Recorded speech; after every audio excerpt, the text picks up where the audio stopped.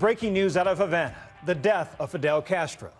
The college activist who became a rebel, who became president, the de facto dictator of Cuba, dead tonight at the age of 90. The announcement made this evening by Cuba's president and Castro's younger brother, Raul. No word yet on the cause of death. Barely a whisper on the streets of Cuba since the announcement was made on state television. But a very different scene here in the U.S. Take a look at Miami's Little Havana at this hour. Cars lining the street, young and old waving the Cuban flag, honking car horns, chants of freedom. To his supporters, Castro was a hero of the Cold War, a socialist with swagger. But to his enemies, and there were many in the West, he was a cold-blooded killer who ruled by force, who crushed the dreams of Cuba's people for generations. The death of Fidel Castro. Depending on who you are in America and around the world, you view the death of Fidel Castro from a different perspective. Some are joyful that Fidel Castro has passed away. Others are not joyful. Others are sad that Fidel Castro passed away. And many others are indifferent. Regardless of your opinion, I think it's important to make an opinion based on actual facts and history. It is for this reason that I love studying history, and I've loved studying history, especially the history of Cuba. Was there ever free elections in Cuba? Who established the dictatorship of Batista before Fidel? Who helped establish Fidel Castro in Cuba? And what about before Batista? What was so special about Cuba that it garnered the interest of the United States of America? Let's talk about this today. In this video, this is not a video preaching or a teaching. This is simply a rant and my personal opinion on the true history of Fidel Castro. And I make such video understanding that in parts of it, you're going to think I'm a capitalist. In other parts, you're going to think I'm a socialist. I am neither. I am a disciple of Christ, and I feel that it's very important to address history and in the Caribbean and within the Cuban people.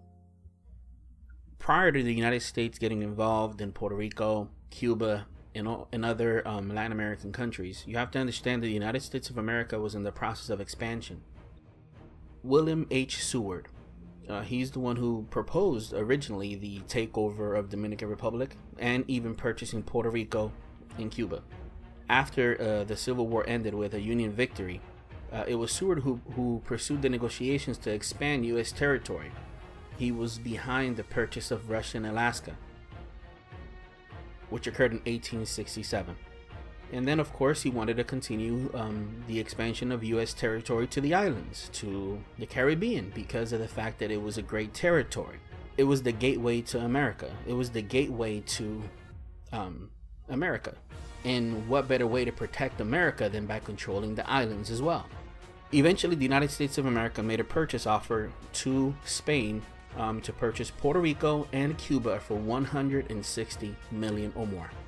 When this happened, you have to understand that $160 million then is enormous. Enormous amount of money. Spain rejected the offer. The United States was definitely interested in purchasing it, but it would take over Puerto Rico and Cuba by any means necessary. This is also not to just villainize America in that regard, because every country was doing this. Spain was doing it, British people were doing it. It was a way of expanding their colony, if you will, at the expense of others. The U.S. Naval College drafted a war with Spain as early as 1894, and all they needed was the proper reason, and the reason came with the USS Maine. To this day, the sinking of the USS Maine is still debated. Spain still rejects that they did it. In fact, a lot of people believe that it was what we modern day know as a false flag. It was a great way for America to get what they wanted, and that they did. In the late 1800s, European nations felt increasing pressure to guide their lesser developed colonies into the 20th century. But the United States had their own plans for the Western Hemisphere. They recognized that the Caribbean was the gateway to Latin America, and Puerto Rico's strategic location was key to controlling that gateway. The only obstacle to United States plans for expansion was Spain's grip on the region. While anchored in Havana's harbor, the USS Maine exploded and sank. The United States seized the opportunity to declare war on Spain. The Spanish-American War began in May of 1898 and ended in victory for the United States 115 days later. Spain granted independence to Cuba. Puerto Rico and the Philippines became U.S. territories. So after the Spanish-American War, Spain, Puerto Rico was transferred over to the United States of America, and Cuba was granted its independence. Once its independence got granted, Cuba made some very, very fast progress towards free elections. And that was not an easy progress, but it was one that came slowly but surely. I'm going to read this part quote for quote, and I'll put a link on the screen for you. The ICG furthermore describes that the 1940 Constitution was characterized by the rare balance it established between Republican, liberal, and democratic postulates on one hand and the demands of social justice and economic advancement on the other. On the same day, Cuba held the first presidential election under the 1940 Constitution, resulting in the election of Fulgencio Batista and Saldivar over former President Dr. Ramon Grau San Martin. Although Grau, one of the delegates, was instrumental in passing the 1940 Constitution, Batista enjoyed strong support from a coalition of political parties, and eventually served out a 4-year term as the first president of Cuba under the 1940 Constitution. So after Batista served his term, he left Cuba, and he went to the United States of America, where he was well connected to the mafia. While being very well connected to the mafia, he was also very well connected politically. Meanwhile, in Cuba, the next president was Ramon Grau San Martin from 1944 to 1948. The next president after that was Carlos Brio Socarras from 1948 to 1952. So in Cuba, they had free elections. In Cuba, they had a constitution. In Cuba, it was well on its way towards developing itself into a very, very positive island. An island where they had elections, an island where there was no dictatorship. That was all well and good until the United States of America, backing Batista, came and stepped in the way of the 1952 elections. It was known as El Golpe del Estado on the 10th of March of 1952. Batista had come back to Cuba. He wanted to run again for president, and this time he wasn't coming to do it for the people. He was coming to do it for outside reasons. Sadly for him, the people of Cuba realized this, and he was not going to win the elections. He was, I believe, third down in the ballot. So what did he do? Backed by the United States of America, backed by the mob, him and his army came in and they took over Cuba. By taking over Cuba, he stopped the democratic process and the free elections in Cuba. In doing so, all of the progress that led to an actual constitution in Cuba was ruined by Batista, who once again was backed by the United States of America. America has a history of doing this, and it's not so much America because I don't want to sound anti-American. I'm glad that I live in this country. I go to work each week. I get paid for it. I'm able to sustain my family. And like many of you, we all live check to check, right? But we're here. We make it, we work. So I'm glad of that. And I'm sure you're glad of that. So this is not to be anti-American in that sense. It's a shadow government that runs America and many world governments all around the world.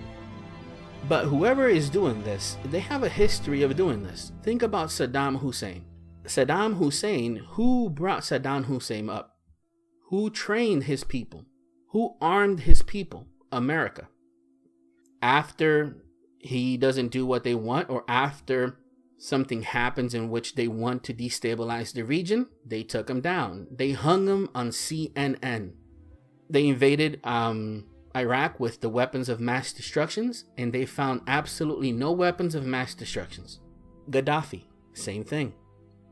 ISIS. Who made ISIS?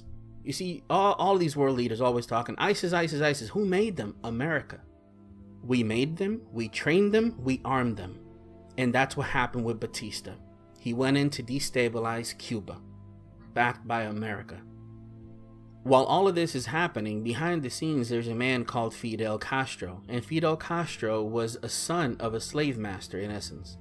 But his slave master did give him his last name, and he was a man of money. You have to understand that Castro was not a man that needed anything. He was a man of money, giving up all of his great stature to run for the people. Because originally he did not proclaim that he was a dictator or a communist. He went to Jesuit school, and it is well known that the Jesuits are the ones who developed his character. He became very well connected. Fidel Castro was a very intelligent man. He taught himself English, and if you look at the interviews with Fidel early on when he was popular in America, his English was fantastic. No matter what they threw at him, he had an English response for it. It was an amazing thing, a very bright individual at that point in time. When he was leaving the Jesuit school, the Jesuits themselves wrote that one day he would make a very big difference in the country. And I believe the Jesuits definitely helped them achieve that.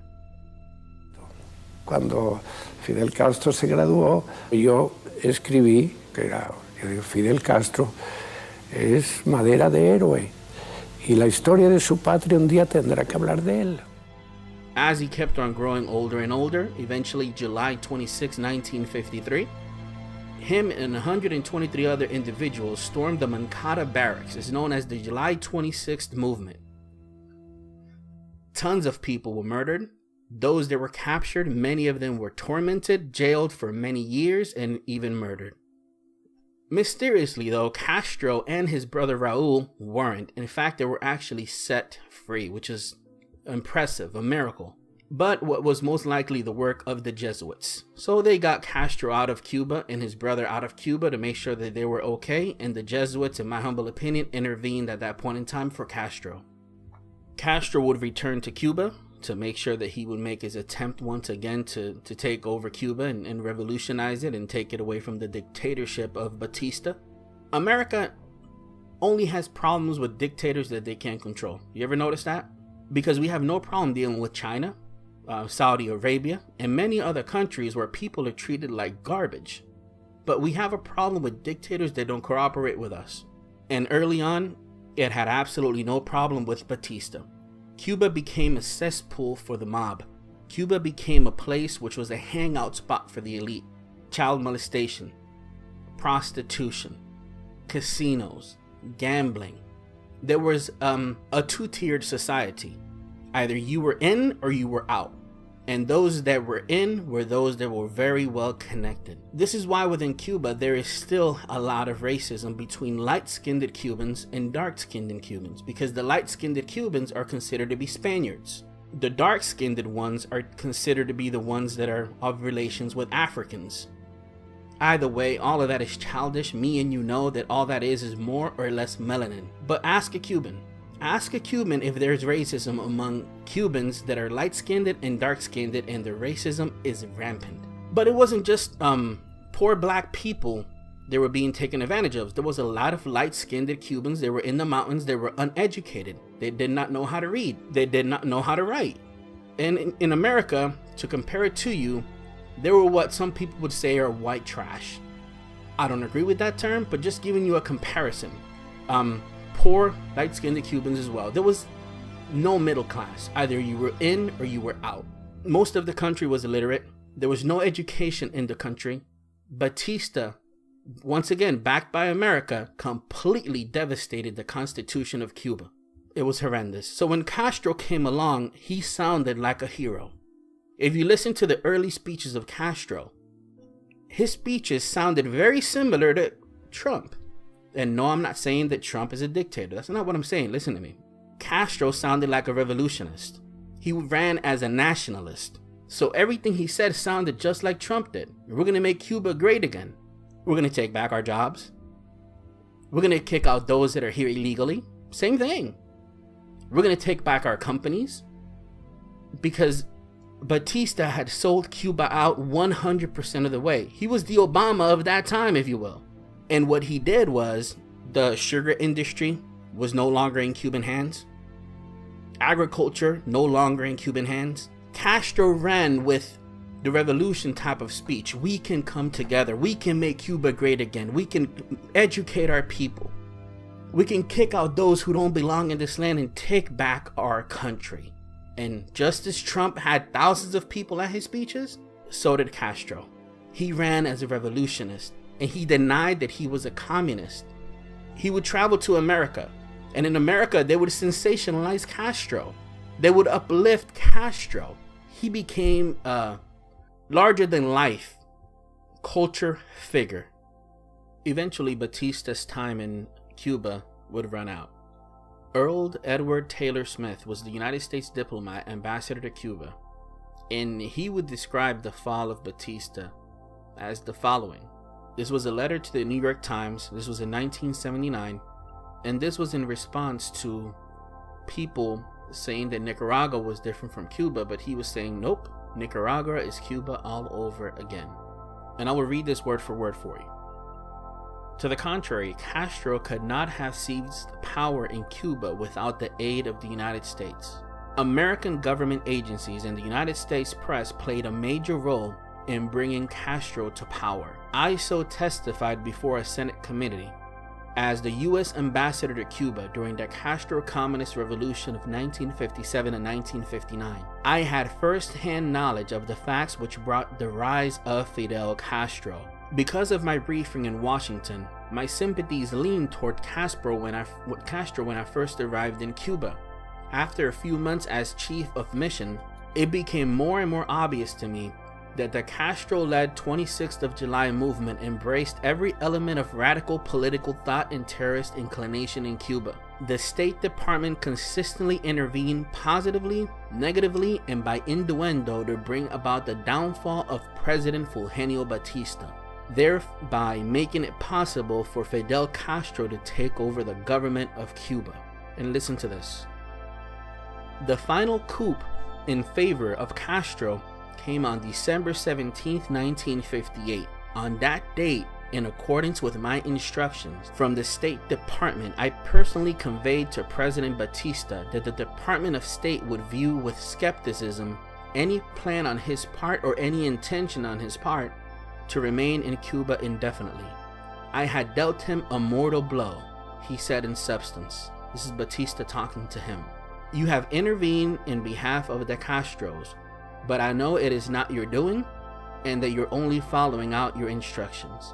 14 days later, on January 1st, 1959, the government of Cuba fell. So the United States helped Batista go into power, destroying the 1940 Constitution. And then, years later, helped Castro come into power, taking over Cuba and making Cuba fall. This is why Castro, with such a small army, was able to take over Cuba, because Batista eventually fled with millions and millions. Castro took over, and initially he said he wasn't a communist, but sadly, history would prove otherwise, and in my opinion, slowly but surely, he became what he despised. He became the very same thing he ran against. He became a dictator.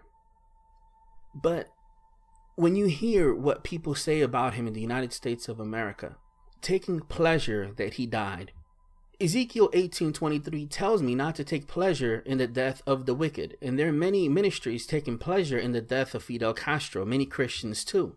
And when they hear politicians say, we want free elections in Cuba, we want free elections in Cuba, Castro was evil. Understand that the shadow government that runs it all is the very same government that destroyed free elections in Cuba.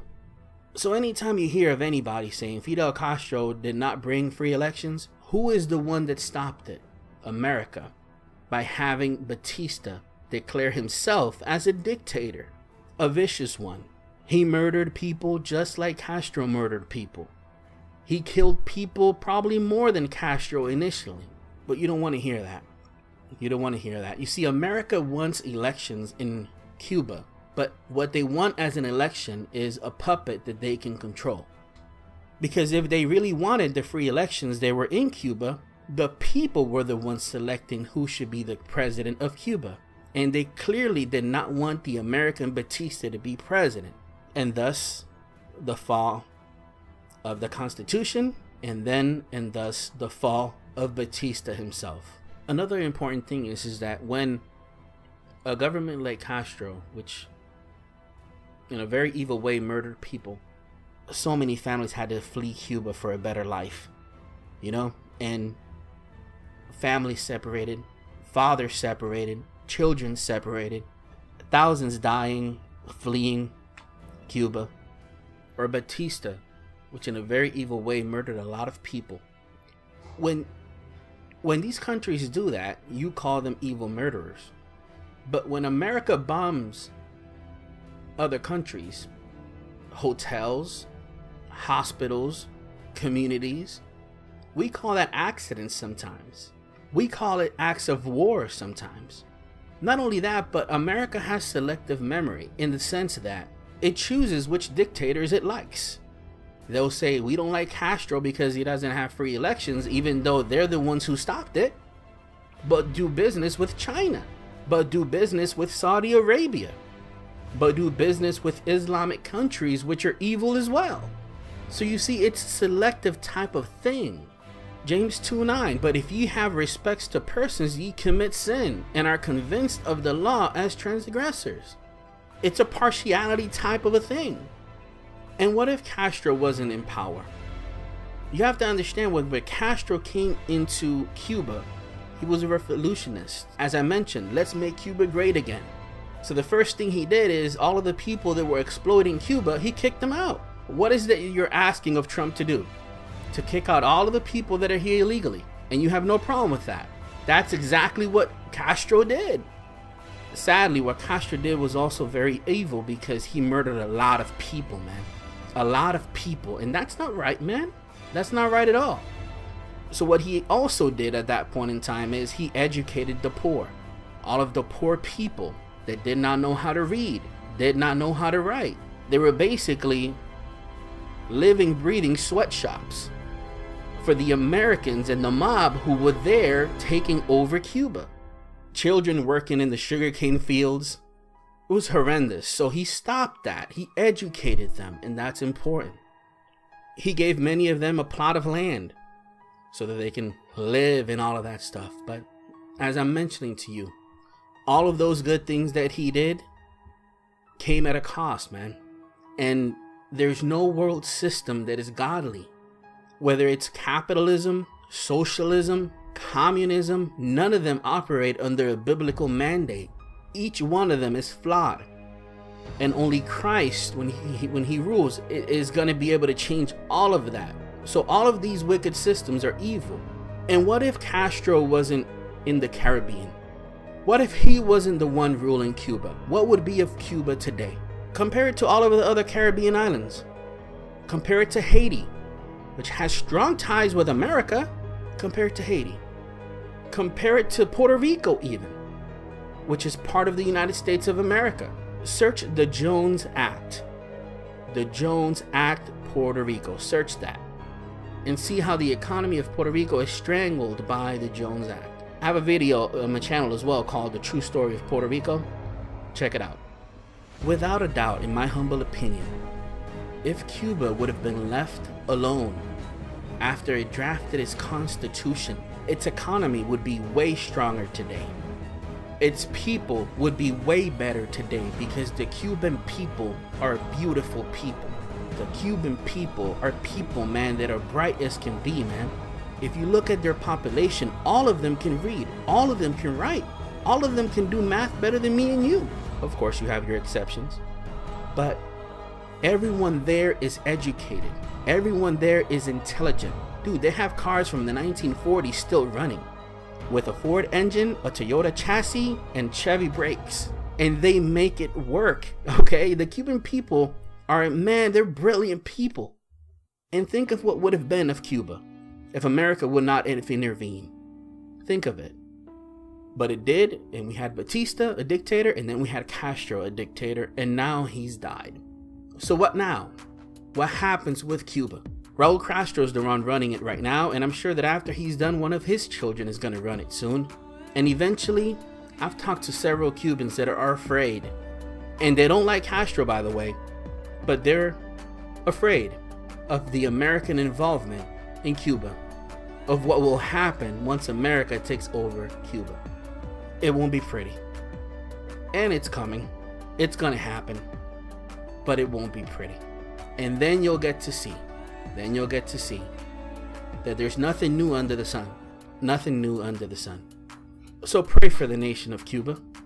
Pray for the Cuban people. Pray that they continue to rise up. The people that love Fidel understand why they love Fidel. Fidel is a man who fought for the rights of blacks and Latinos all over the world. They love him because when Uganda, if I'm not mistaken, needed help, he sent help. When Ebola was spreading, who sent their Cuban doctors? Cuba. When Katrina was in a position that blacks were literally being left there to die, who offered to send thousands of doctors? Cuba. What did America say? No, Cuba, you have your own problems. Not until you have free elections, right? The irony, because they did until we got involved. Right now, if you are poor and you're a minority and you want to become a doctor, an accredited doctor, you can go to Cuba and study for free. Next, Cuba's medical diplomacy. Ray Suarez and our Global Health Unit wrap up their three-part series with this story.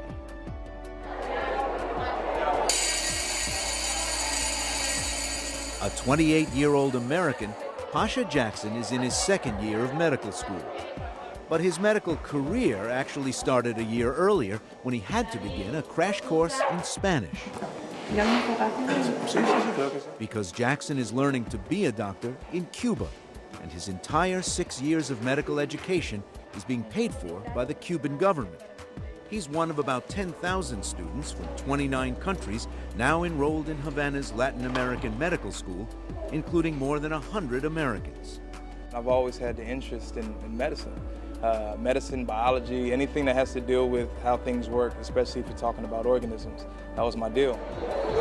The school offers full scholarships to foreign students, mostly from low-income families with good access. Here, they actually teach you ideals from day one in hopes that you will be a physician who will go into your community and become a leader, as well as a change agent for improving your community. Integrated approach to our education. Nothing's compartmentalized. So you keep seeing things come back again. You know, we've touched on embryology numerous times. So when you ask me the development of the brain from the spinal cord all the way up to the telencephalon, you're able to go really deep because you've seen it again and again and again because it comes up. It's very interdisciplinary. I've always wanted to come to this country because, you know, being from America, being American, it's somewhat taboo. It's something we're not familiar with. So I've always wanted to come here. And then what really intrigued me was the fact that Cuba produces excellent doctors, and then also this curriculum is in Spanish, and I've always wanted to learn Spanish, so I'm doing all of that. It makes you a well-rounded doctor overall, because the whole reason why we are here is because we want to go back to, you know, our country, and we want to serve in the underserved areas of our state. And I think that it makes us more empathetic towards our patients, you know, knowing that they don't come from the best backgrounds, knowing that they don't have everything accessible to them like, you know, we usually have in the States. And I think that overall it just makes us amazing doctors, you know, coming from so little and building up to more. Study for free to be a doctor. And of course, the capitalist in all of us, right? That we're ingrained in, we say, who's going to pay for that, right? He's willing to pay for it. Cuba's willing to pay for it. And I think those things are fascinating. Those things are a good thing. But along with the good, you have the bad. So I don't really judge Castro as America would tell me to judge Castro. I don't. Because when I study history, I see who set up Castro, the Jesuits in America. And when I study even further, I see that, well, Cuba should just have been left alone. Left alone. When I think of all of the great Cuban people I have met who had to basically start over completely in America, engineers who had to start over as janitors, cardiologists that had to start up as janitors, I know these people. One has to think so much education that they received in Cuba, yet such little liberty. And when you ask some of these people, were they freer then as a cardiologist earning $35 a month? Or are they freer now cleaning toilets for $8 an hour? Undoubtedly, without a question, you're gonna get that they're freer now. In the end, Fidel is a man who I believe in the beginning had great intentions, but in the end, he forgot to set the people free. Well-educated people, yet never completely set free. May God bless each one of you. Hope this video at the very least, got you to think. I know that many of you disagree with me completely. That always happens on every video. I think that's the beauty of YouTube, that I can make a video and you agree or disagree with me, but I let you vent in the comments of whether you agree or disagree. And at the end of the day, we're having a discussion, and one that I think it's important to have. What would have been of Cuba if America wouldn't have gotten involved? And what would have been of Cuba if Castro didn't become the very same thing he hated? Man. But those are what ifs. And at the end of the day, we don't live with what ifs. But it's good to study history. I love you all. Thank you for watching. Visit our website. We have a lot of videos there for you to download for free. We have a prayer request section there for you. And at the end of the day, thank you for watching these videos. Thank you for sharing these videos. You don't have to put up with these boring videos sometimes, but at the end of the day, it's good to talk about these topics. I'm fascinated with history, and the Cuban history is one of a lot of tragedies, man. You know, because so many families were separated as well. So many families had to flee Cuba for a better life, you know, and families separated, fathers separated, children separated, thousands dying, fleeing Cuba. So it's complicated. So pray for Cubans, pray for them to turn to Jesus Christ above all, and God bless.